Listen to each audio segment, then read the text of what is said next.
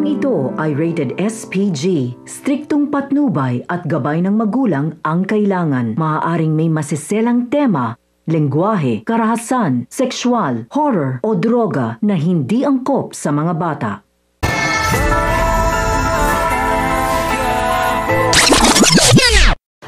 Sa unang pagkikita ni Olga at Mokang, agad na nagpasaring si Olga tungkol sa pagiging malihim umano ni Alberto.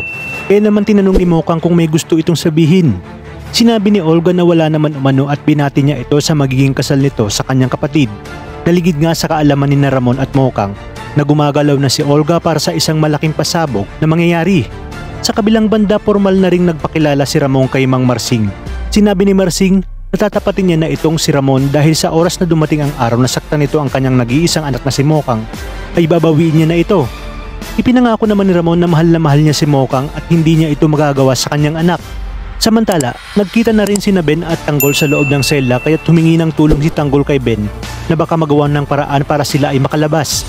Maya-maya pa ay dumating na si Chief Espinas at sinabi ni Warden ang tungkol sa malaking halaga kapalit ng ulo ni Tanggol. Ngunit sinabi ni Chief Espinas na titingnan niya umano at papakiramdaman niya at siya mismo ang magbibigay ng presyo. Maya-maya pa ay nagtungo na si Espinas sa lugar ng mga bagong salta at dito ay nakita niya na si Tanggol. At sa kanilang paghaharap ay sinabi niya na sisiguraduhin niyang paglabas ni Tanggol ay matitinong tao na ang mga ito. Ang mga dapat nating abangan ngayong Martes. Gagawin pa rin ang lahat ni Warden Balatukan upang kumbinsihin si Chief Espinas na pumayag na nga sa alok ng kanyang kakilala dahil panigurado umanong tiba-tiba na sila. Ngunit sinabi ni Espinas na papayag lamang siya pag siya mismo ang kumausap sa taong sinasabi ni Balatukan. Mangyayari na nga ang kasal ni Mokang at mapapansin ni Marsing na malungkot ang mga mata ni Mokang.